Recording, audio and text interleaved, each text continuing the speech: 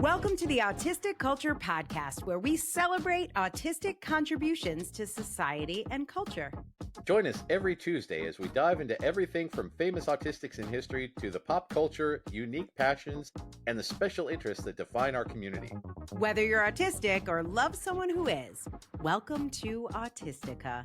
We're your hosts, Dr. Angela Kingdon, the linguistic autistic, and Matt Lowry, licensed psychological practitioner. Join us as we explore the values, traditions, and identity of Autistica. Episode 86, the Takiwātanga Tension.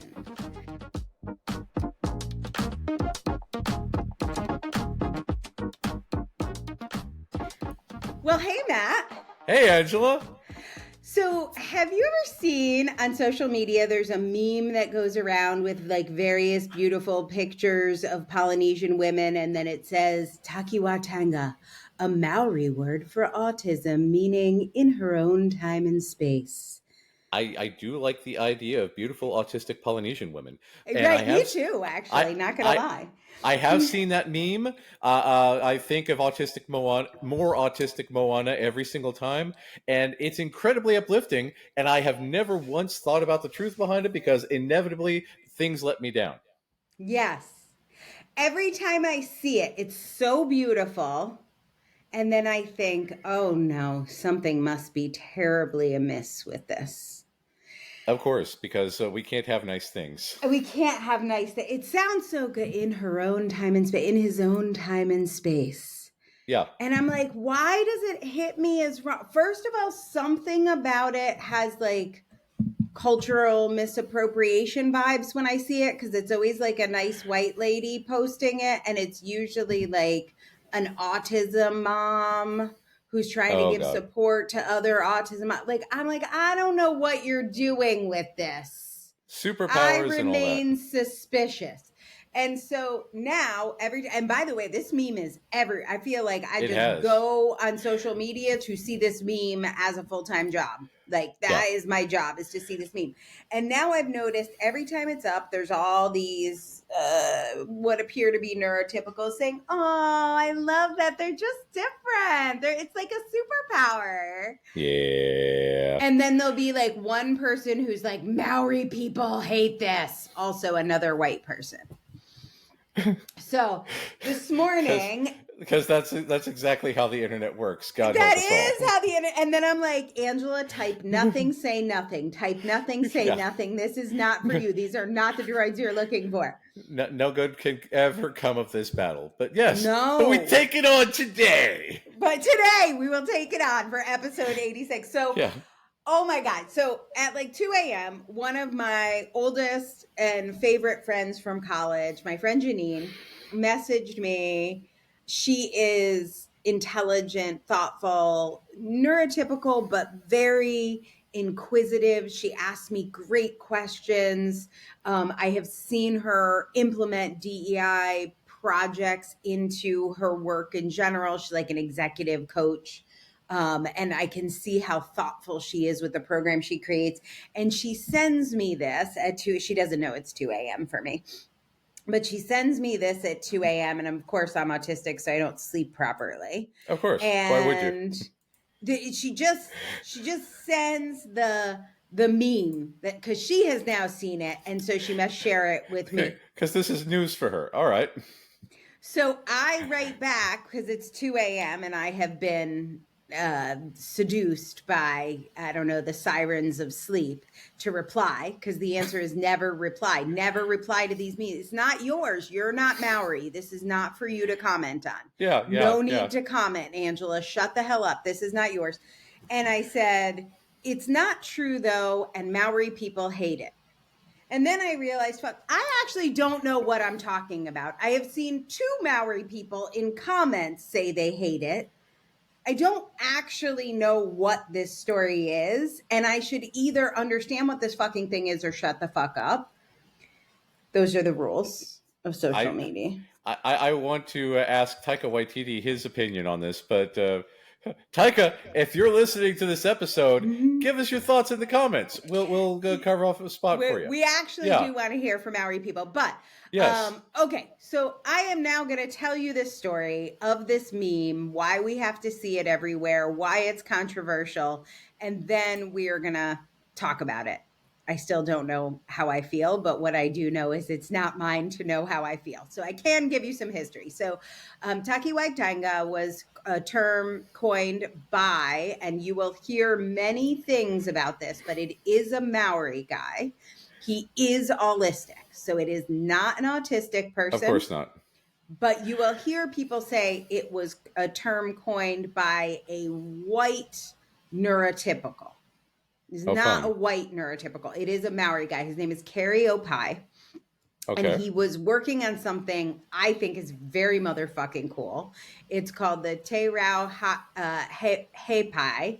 It's the language of enrichment. So he is a linguist. You know, I'm obsessed with linguists. And he you are the linguistic autistic. I am the linguistic autistic. So he took years to redefine mental health terms in a non-pathologized way. And he I like that. Made up these terms. He got a grant and was paid money to spend years basically like sitting on the beach trying to come up with non-pathologized terms. It's a glossary that's available to the world. You can see it. I'll put it in the show notes of mental health, disability, and addiction terms that are not pathologized, with the stated purpose of promoting a positive indigenous Maori worldview. Okay, there. Hey, wow. So it was very thoughtful. It wasn't random. This is not, so if you look at the memes, sometimes it will say the Maori word for autism. So I take issue with the word the. It is not like an ancient Maori word that Maori autistic people came up with. Yeah. This is a project in 2019. This glossary was published by a guy who was doing a thing. He was literally saying, let's depathologize language and put forth a more positive Maori indigenous worldview.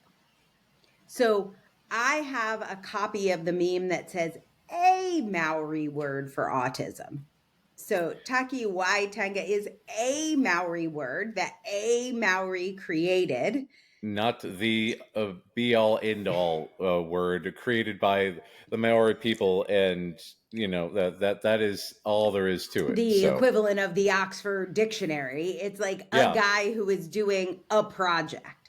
And of all the terms in this very cool glossary, this one went viral. It's all anyone wants to talk to this guy about. Now, he was doing many more terms he has more experience with, but his story with autism and how he came up with this term is one of his best friends in school was a guy named Pete who was autistic, and he thought Pete was pretty cool, and Pete would always get bullied. And he literally went to the beach and spent 6 months, and he talked to Pete, who is actually autistic. And he like journaled and wrote poetry and tried to like get inside Pete's experience. And he like describes this in many videos. I like that. It's one guy. Yeah. And he's like, this is how I would describe my experience with Pete. So it is an holistic describing us. I don't like that. No. But it was for a project that wasn't an autism project. That's one word in the whole glossary. Interesting. And it's like, and Pete signed off on it, and he shared it with a bunch of other autistic advocates. And it has they do a whole lineage. So it's got a whole lineage behind it. But he had this goal to create this glossary that's positive, indigenous, not pathologized. And so he was doing something strategic and got input from autistics. So we say nothing about us without us. This was not without us completely. There was Pete. Thank you, Pete, for your service. There's Pete. Thank you for your service, for representing. This guy is a linguist, and so there's a There's a lot behind it. So he has degrees he's a interpreter of Maori. He has like a master's degree in Maori knowledge and history. And then he has a degree as a linguist. So he is doing things with cultural sensitivity to Maori culture. Yeah. And I'm going to give you a quote. So this is a quote from him about the project I'm going to ask you to read. I want to trust the Maori version of Tolkien, so we shall see. It promotes positive reimaginings of what autism is all about. All free and open for people to use. It's about reframing autism into a more positive indigenous worldview. It's about making people feel more comfortable about who they are. I put it out there for everyone to use. It's, it's not terrible, but I mean... It's not terrible. It was a project. It's a project. So his name is, I don't know if I said, Kari O'Pai is this guy's name. Now, who are these people? So when this gets posted... Yeah. He literally said, please post it. I put it out there for everyone to use. Make your memes with the over-sexualized Polynesian girls touching noses so everyone can imagine having sex with them, and then put in her own time and play. Noses. Like, and their like he said, do that. Go use this word. So then people will comment, like the nice white, well-meaning white ladies will be like, this is cultural appropriation. And I don't disagree, because it feels like cultural appropriation. But here's the dude who created it and had a grant to create it and said, I did for the purpose of all the betterment of humankind. Right. I don't know, Matt. I don't understand. Yeah. So, okay, here's the deal. The world is a complex and terrible place. The world is complex. Can it please be black and white? Yeah. So, okay, so autistic people obviously, there are autistic people in New Zealand, shocking, adults and children alike. We tend to get around and go everywhere. Yes, and there have been since before 2019, it may not surprise you to know, and they had a name for themselves. So, what was the name that they had for themselves? Okay, so it's Kura Orapare. Kura Orapare. Yeah, and it's not bad. Here's what it means. Kura means treasure or gift, and Oru means in your head or around your head. So it's a head gift. I like head gift. Head gift is a good... I'm down with head gift. Yeah. Now, when people put Kura Orapare into like translation engine, which, like, if you see my Spanish in a Google Translate, it's also a disaster. It shows up as like, I don't know, school modifications. Like, it shows up really weird. And then when you talk to autistic people, they're like, yeah, because you don't understand our culture. And within the context, it means head gift. So now there are people like debating. I kind of like that one better because, I mean, I am in my own time and space. I mean, look at this. Yeah, you are. You know, look, me too, my friend. I like head gifted. That's pretty cool. Right. It's just that now all the aulistics are like swooping in and saying, you have to use Kura O'Pai because that's what the autistics want. And the autistics are like, I don't know, we're kind of down with Takiwātanga. We like it. Yeah. Yeah. I don't like the idea of any aulistic telling me what I have to do ever, and I may have PDA. But I have especially selective PDA about aulistics telling me how to be autistic. Right. Okay. Yeah. Like, so, I will make eye contact if I want to. You can't make me not make eye contact. So, and you can't make me less autistic when I make it. Yeah, exactly. So Iku Kanapuni Gomez says, how about... That's a cool name. Oh my God. Such a cool name. Okay. Iku Pana, what's that? That's the name? I want to echolalia that.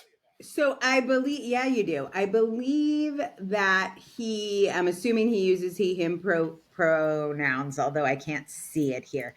I believe he is Hawaiian, but he is some sort of Polynesian. I mean, he might be Maori. I'm not sure, but Iku Kana Aipuni Gomez. That Kana is Aipuni, awesome. yeah. Such a cool name. Everything Polynesian is cool. I want all of it. Very well. My son has a fascination with the enchanted tiki room, so we have inadvertently been studying a lot of Polynesian culture over the years. So, yes, please continue. Yeah. Oh, I do think he's Hawaiian. Here, you read his comment. This is what he said. Oh, let's see here. It starts, how about everyone? Yeah. How about everyone just use the term that you're familiar with instead of using the term from a culture that's neither yours nor do you understand? Just say autism. My first instinct when it came to the Māori word is use the word that the Tupuna use, kura urapara, not the coined term that's translated direct from English. They do the same crap with Hawaiian words too. Not sure if you've seen all those videos about the word kahu, and the woman is a kahu for her dog. Polynesian languages are highly contextual. So let's bring in so this is the thing about English being a bullshit language, and other languages having a lot of contextual stuff to them. Let's talk about that because that's an interesting topic. And I really don't listen. I love and appreciate a luau as much as the next guy. Like, I love me some Moana, blended Polynesian, Heart of Tafiti lore. But the truth is, like, I am not Polynesian. I do not know the context of these language.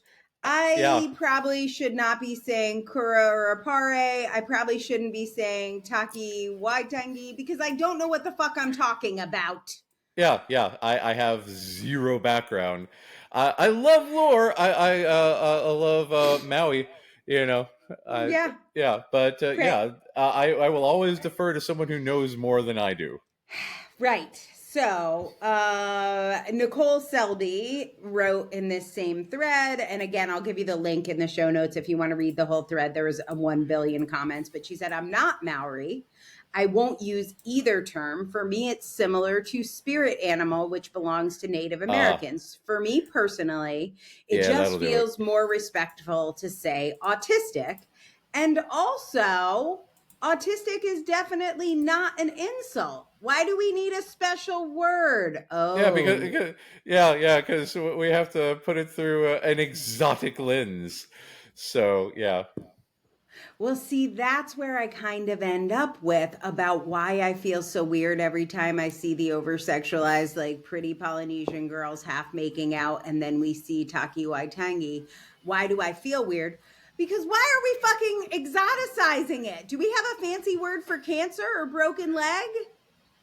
It's just fucking autism. No, it's just cancer. It's just broken leg. Okay. It's just autism. Broken cancer leg, yes. Right. Why do we need this is when I saw Nicole's comment, I'm like, that's my fucking point. Yeah. It's just autism. Why are we? And that's why all the people posting it, and even my super well-meaning friend Janine who sends it to me, are these like well-meaning neurotypicals who post it and they're like, oh, it's nice. It's autism. It's nice. So nice. They have special head gift. They're special in their own time and place, people. Could we just be autistic? Yeah, because that's the thing. It has to have that ableist slant to it of it being a superpower or some shit. Right. Yeah. I don't like the exoticized. Yeah. So it's near fetishy sort of thing to say, yeah. So now I want to go back for a second and say, dude, that guy Kari who invented it, like, I dig him. I like the idea that he was doing this project of a glossary of mental health addiction terms that are not pathologized. Yeah, it's a good effort.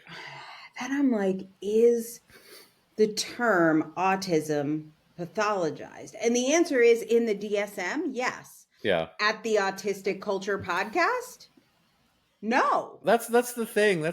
Anything can be pathologized from Again, it's the same people who want to use person first language because they think it's pathologizing to say, you're not autistic, you're a person with autism because you're a person first. Oh, I've had so many people tell me I have to use person first language. I'm like, I think I get to choose. Yeah. As a proud autistic person, yeah. Like, no. Okay, so I want to give the last word here to Anita Hay, although I'm going to make you read it because that's what I do. Anita, because nothing says, a direct translation like a white guy reading an indigenous woman's quote. That's right. So, yes. I like white straight men to speak for women as much as possible. Yeah. Women of color. Speak for all women of color through Anita Hay. And indeed I shall. Can you spread your legs a little wider while you do it? We appreciate that. Yeah. Just take up more space. Exactly. Yeah. I am Maori. I am part of an autistic wahanu.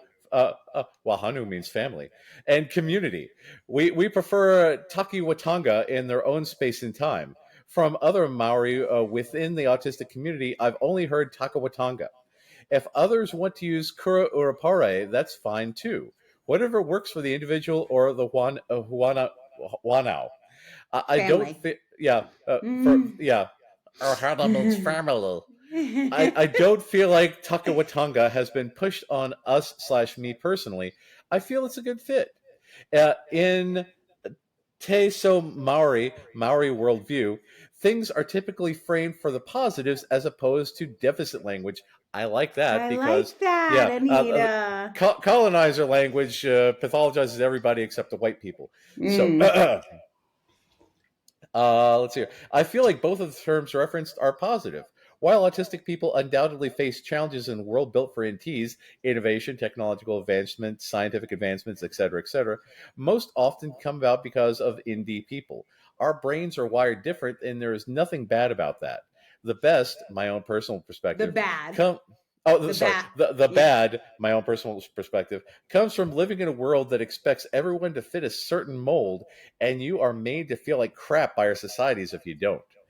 Yeah, that's true. I like that. Everything Anita said. I'm that. Yeah. Pick that. She's nailed it for me. Yeah. Whatever positive label you have for yourself, go for it. Yeah, that. Exactly. Yeah. I want to actually, I'm going to put this in our show notes for this episode. We did an episode a long time ago that never makes it into like our best of lists or anything, but I really do think it's a really good one, which is the labels episode. Tired of those garbage episodes that we do. So yeah, I listen. Sometimes it happens, but the labels are autistic. Oh, yes. My theory there was if a label makes you happy, you should use it. I feel like I kind of come down on the same thing with Takiwātanga. There is something exoticizing that I don't think is necessary. Yeah. However, if you're Maori and you want to use it, like fucking, I'm not saying anything. That's not my place. If you're a white person and you just want to use it, I think it's weird. Yeah. Why appropriate somebody else's culture just for the purpose of a label? Yeah. But feel free to make up a label that feels less pathologized. The least pathologized term to me is autistic. Yeah. My goal is to depathologize the term we have that, in my opinion, works. Well, I mean, we named the podcast after that, so we did. I should hope so. Obviously, that's my perspective. So, I was hoping you wouldn't have, mixed feelings about it. So, especially 86 episodes in. Yeah, it would be a bad time. We should have had a talk. Seriously. If you're anything like me, online quizzes might be your guilty pleasure. That's why I am so excited to announce the Autistic Culture Quiz. It's fast, it's fun, and it's pretty to look at. But best of all, it might just change how you see yourself. Take it right now at bit.ly/autistic culture quiz. If you've ever felt like you just get autistic culture, but you don't know how to explain it, this quiz will help you explain autism from a non-medical perspective. Each question is based on one of the 10 pillars of autistic culture. Take the quiz now and improve your cultural competency. It's totally free. Just go to bit.ly/autistic culture quiz. And autistic culture quiz is all one word, all lowercase. This is the way.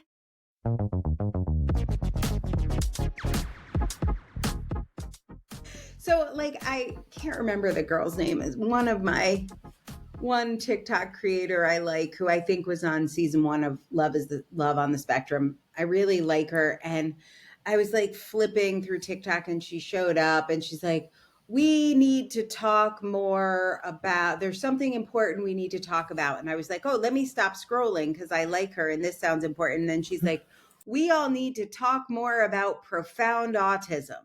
And I was like, oh, do we though? I'm not sure categorize. I was like, oh, see, now I have to unfollow you and I don't want to. Is that the autistic woman who's also an ABA technician? Oh God, I hope not. Maybe. The blonde one? Yeah. Yeah. She works in ABA. Yeah. Yeah. Kaylin, is it Kaylin? Yeah, she's an ABA. Fuck. Yeah. I unfollowed her a while back because of the ABA. No. Why? Yeah. I'm like, wait, why would we here? In case you're confused about why we don't need to talk about profound autism, is like what we need to talk about is everyone's support needs. Yeah. 100% of people's support needs are valid. Yeah. Did you know that even neurotypicals need some support once in a while? Fancy that, 'cause humans. But that's the thing. We live in such a colonialistic, bastardized society that says lift yourself up by your bootstraps, be hyper independent all the time, forever, always. And it frowns upon any support needs of any kind. And because autistic people tend to have higher support needs by living in a world that is not made for us and having more, hyper connected brains, hypersensitive bodies, all of this stuff, we are pathologized because we live in a society that really, really hates disability. Exactly. That's what it comes down to. And it just makes the profound autism conversation just makes more of that. Yeah. And it doesn't solve the problem for everyone. It doesn't even solve the problem. Yeah, exactly. Maybe the temporarily makes the parents of people with more support needs feel special. Is that what we're solving for? I think that's the thing, because, again, even going back to the DSM is not labeling autism as an internal experience. It's labeled from the outside as how the autism of one person affects the others. About how the autism of a child affects the neurotypical peers, affects the parents, affects the teachers, affects all that. Because again, that's the goal of ABA, to make us quote unquote indistinguishable from peers.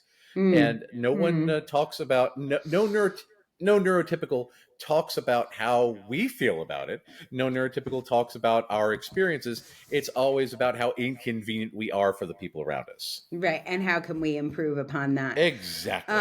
So in researching this, I found this article by a woman named Gemma Winchester. It was in a controversial magazine that I will put, I think it's like Autism Parenting. It's everything, it sounds like.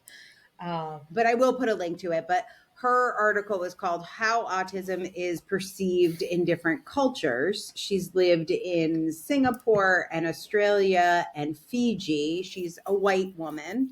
But I was going to say, Maisie Sutancho is working on that, and she has a lot of expertise around her reason, because she's Indonesian.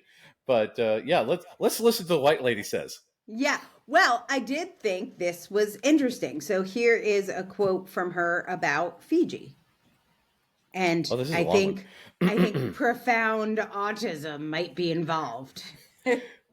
Fiji is the place where my younger brother Scott, who has Down syndrome and autism, received the best treatment from locals. This was a really positive experience for us. The villagers in Fiji living in straw huts are what Western society would consider very poor. They are, however, incredibly rich in love and inclusion. Anyone who is born in Fiji and is different or has special needs is considered a gift from God. Whether you believe in God or not, the fact that your child is considered a gift is amazing. They celebrate your child and they band together in the village to look after one another. The old saying that it takes a village to raise a child definitely applies here. It was an absolutely wonderful experience to spend time with the Fijians. My family had a very similar experience when they visited Indonesia. Oh, there you go. Hi, Maisie. My brother Scott was an infant, and we could see that the Indonesian people's love and inclusion knows no bounds. So, how can this be? The first world countries falling short of wow, in their inclusion of anyone with special needs. It seems as though more developed countries tend to focus on what they consider to be quote unquote wrong with you, while less developed countries focus on what is special about you. And again, yeah, colonialism is bullshit. So I don't know if I agree with every single thing she said there, but I do think it's interesting to look at this question that Kari's glossary brought up for me is like, how can we depathologize autism? And are there cultures where autism exists as depathologized or less pathologized? Yeah. Indonesia, Fiji as examples, like, is that a better model? I looked at a bunch of different like indigenous, like Canadian First Nations communities and tribes in America. Yeah. And it is in some ways similar. So there's a word in Cree, which I don't know how to pronounce, but there's a word in Cree, which I think is a Canadian First Nations language, which is she thinks differently, he or she thinks differently, which is kind of part of the idea that sort of our tagline for the show for a long time. Yeah, exactly.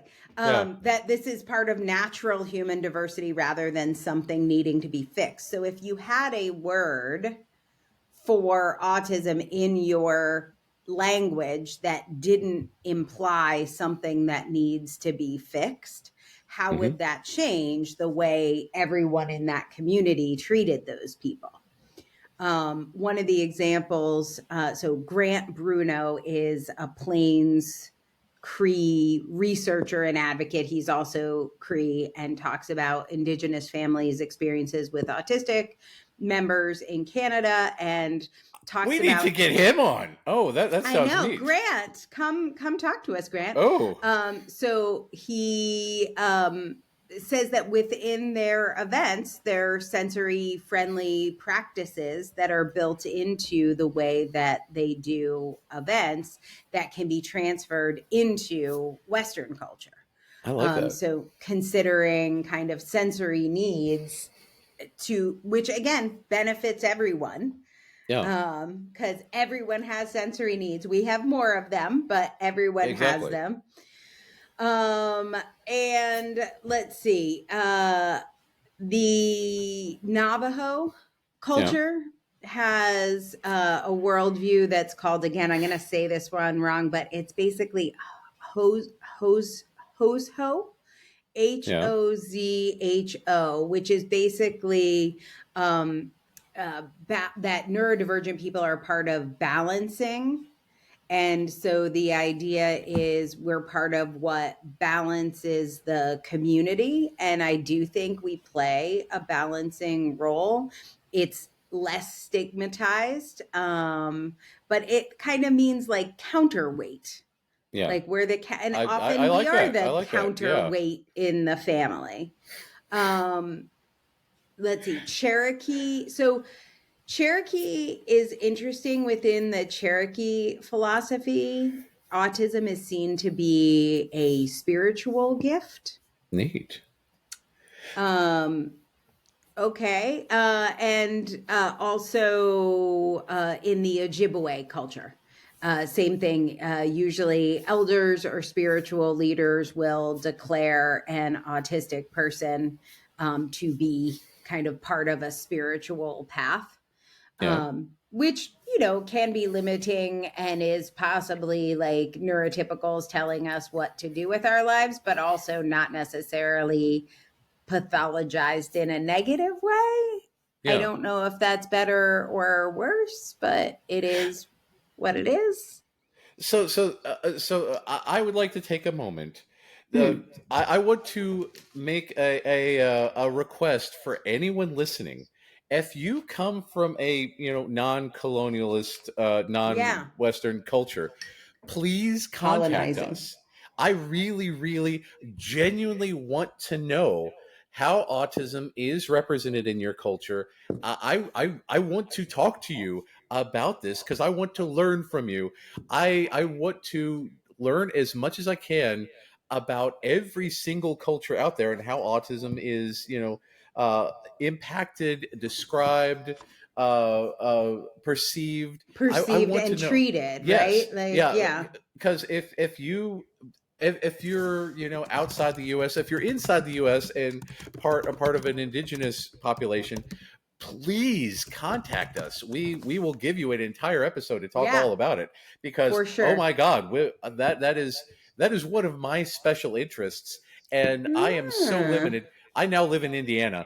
I talk to white people in corn, so we're And I sometimes corny white people. yeah, exactly. Yeah, of which I am one. I was going to And say, you might yeah, be one of those. yeah, yeah. So please, I want to know more.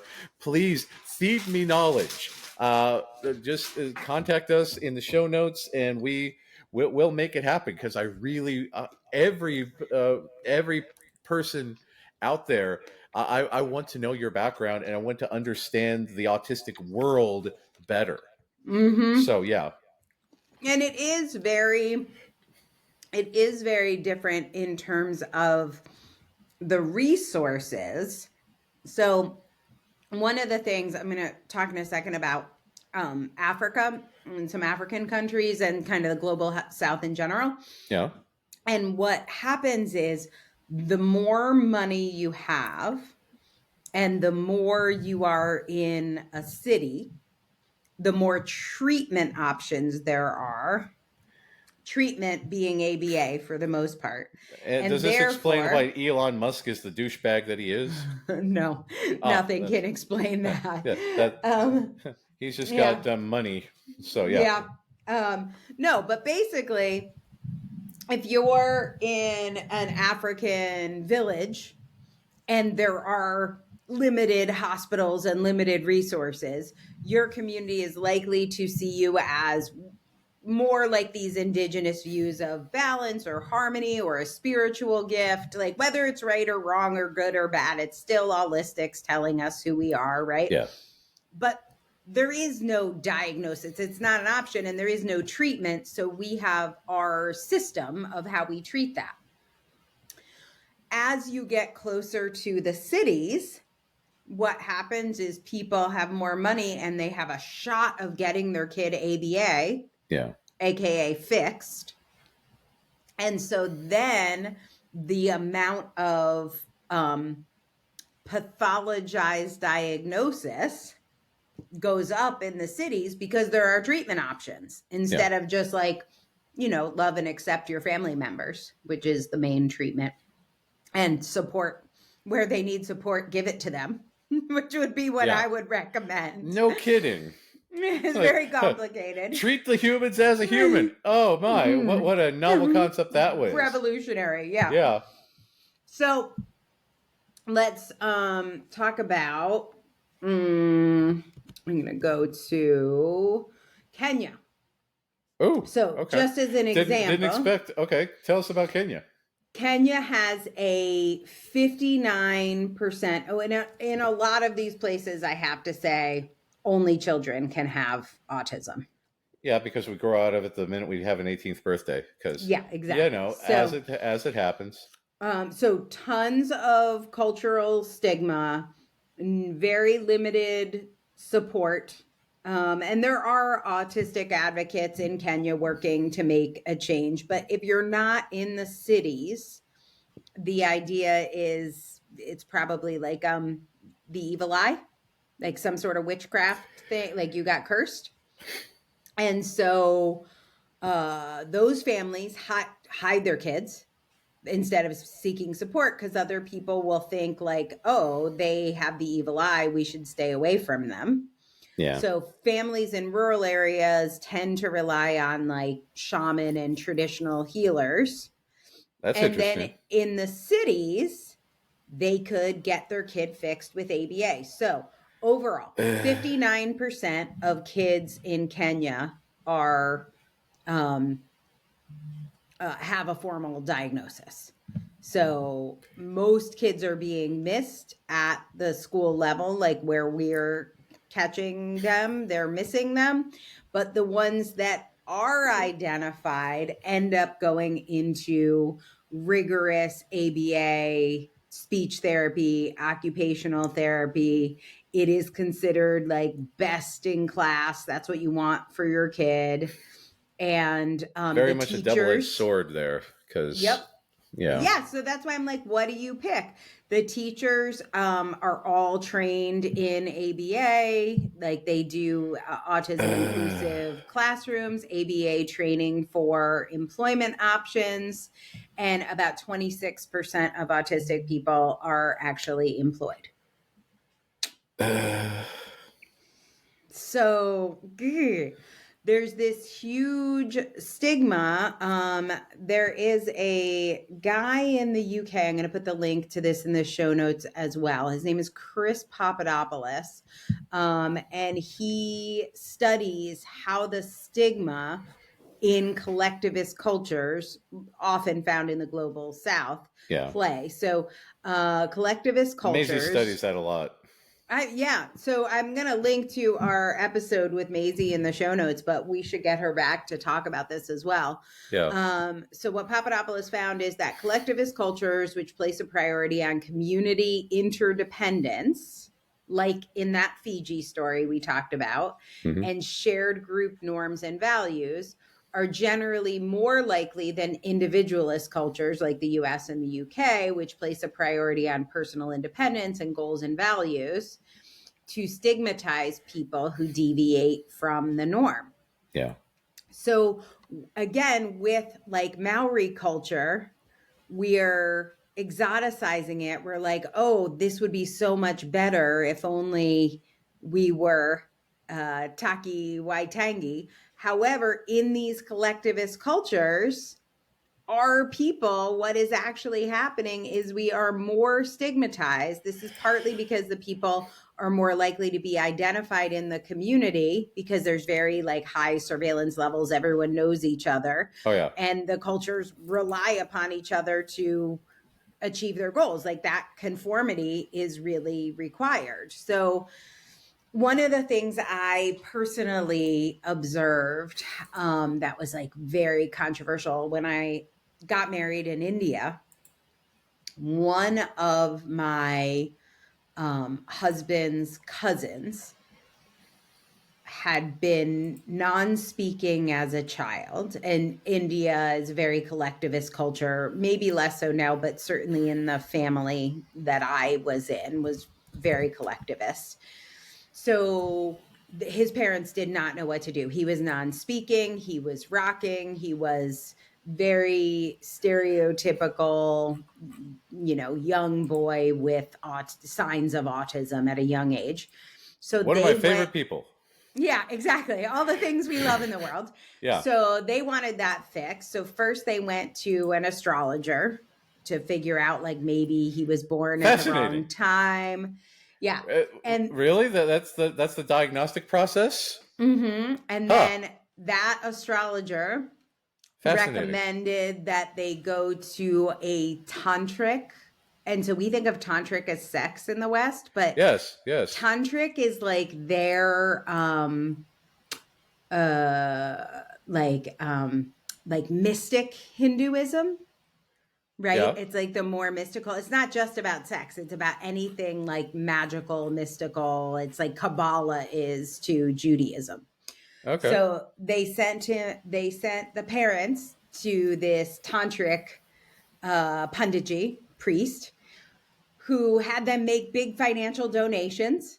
Of course. Shocker. That's often how it works. And said, here are a bunch of temples you need to go to and make donations at each of these temples all around India. And then you need to collect at the temples peacock feathers. And when you come home from the temple, you need to basically satchel up all the peacock feathers and beat your autistic child with peacock feathers until it beats the autism out of them. And then, of course, it's going to be hard to find him a wife. By the way, he has a fabulous wife who is also autistic, and I love her very much. I hope they don't listen to my podcast. I don't think they know they're autistic, but because it got everyone's like, it's okay. It's okay. He was cured by the peacock feathers. It's going to be really hard to find a wife if they find out you're autistic because you've got the evil eye. You've been cursed. So the way you get uncursed is by making financial donations and then magical peacock feather beating. How are we doing, Matt? I've got to say that, as far as bullshit, quote unquote, cures for autism goes, peacock feathers is at least visually interesting, but still complete bullshit. Again, don't mean to shit on other people's culture, but I will shit on ableism anywhere I find it. So, fuck you, ableism. So what's better, people? I don't know. The stigmatism there, acceptance, again, in the global south, I've talked about Kenya, I've talked about India. Olutokunbo Bankole, who is a special needs advisor working in the UK with African families, has done a lot of writing about how we can support African families in the UK, and says autism is stigmatized in African communities. It is misunderstood to be the result of poor parenting, aka refrigerator moms, I guess. Yeah, it's like, we that's one thing our cultures have in common. Yeah. Poor parenting, neglect, or spiritual beliefs like they've been cursed or the evil eye. And so parents are not willing to accept the diagnosis or necessarily even the treatment. They would rather go to a witch doctor for that sort of like tantric cure. Holy God, that song by the Chipmunks now has a whole dark meaning. Oh no, please sing it. Which one? The Witch Doctor. Oh, wait, do I know the Witch Doctor? Witch Doctor, Chipmunk. See, this is where we need to be able to drop sounds. Yeah, I wish we could, because I've been listening to it all month thanks to Halloween. But yeah, I told the Witch Doctor I was in love with you. Yeah, that's it. I told the Witch Doctor. Yeah, it's like, oh boy. There are some bright spots in the global south. So good stuff happening in Argentina. Some things happening in South Africa that might be a little better. Complete and utter shit show in Russia. I can imagine. Yeah, there's disastrous. Yeah. And then think about Palestine or Syria or any of these conflict zones. Our people are there, you guys. Autistic kids are there. Autistic adults are there. Yeah. And there are no structures. So there are no supports. Like there is nothing happening to support our people in those places. And that's the thing. Russia has a lot. Putin does not like any deviation of any kind from the norm. No. And what they've done, so Russia has the longest waits. So I just want to give you a sense of this. The estimated wait for diagnosis in the US, the UK, Belgium, South Africa and Argentina, Switzerland, Australia, we're looking at around the 1 year mark. Even South Korea, pretty good. When you get to some of these other places where it is less desirable, what they do is they gatekeep, and we already have too much gatekeeping, but they gatekeep diagnosis even more. So 7 to 10 year wait in Russia. Good God. 5 years in Kenya, 5 years in Fiji, 5 years in China, 6 years in Indonesia, 6 years in Egypt. They're basically saying, please don't get diagnosed. We don't want you or your support needs. Like, go away. No one wants you here. You know, for a show based on a remarkably uplifting meme, that is really depressing. Sorry. Well, I kept having this fantasy when I would see that meme, like it was better somewhere else. And it's like, no, we're screwed everywhere. We're screwed everywhere. It's not like, I'm like, oh, if only I was indigenous, like if only I lived in New Zealand. Like, no, it's different kinds of bad. But what we're looking at for autistic people is real bad absolutely everywhere.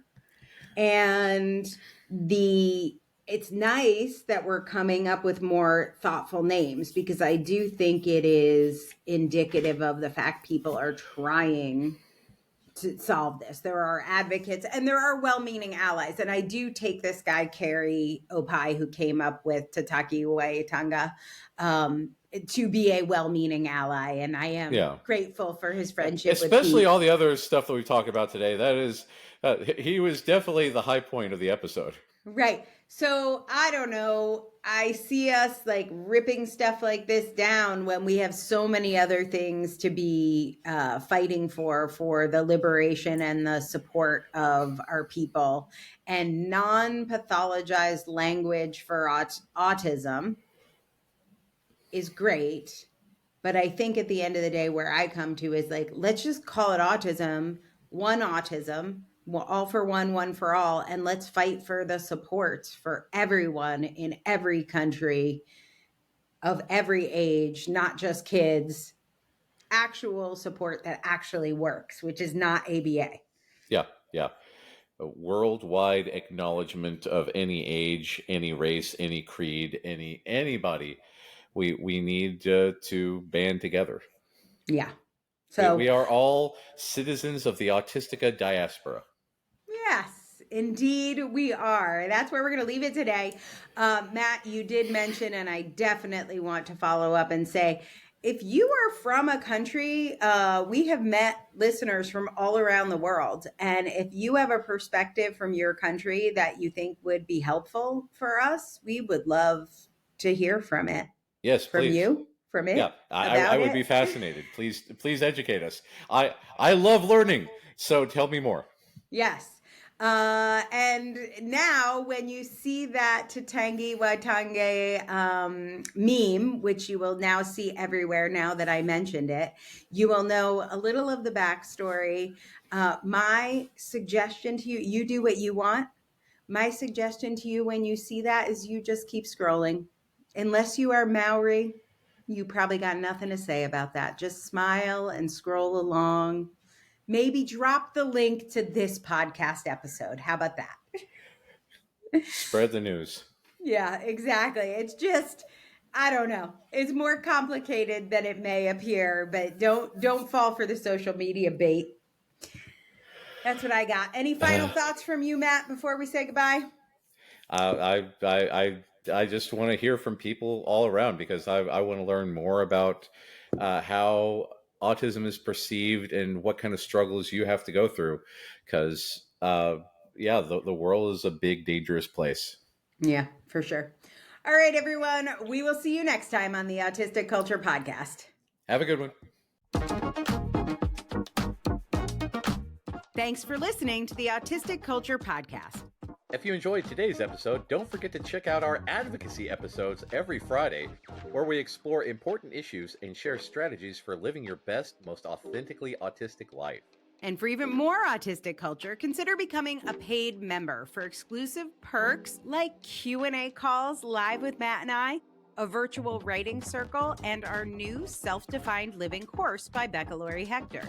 Fun fact, it costs us about $8 for every minute you hear or see us on the podcast, but our member pricing is just $8 a month. What a bargain! Buy one, get 500 free. Seriously, if you could afford it, we would really appreciate your contribution. It makes this all possible. And of course, the best way everyone can support what we're doing here is to rate, review, share, and subscribe on Substack or your favorite podcast app. This is the way.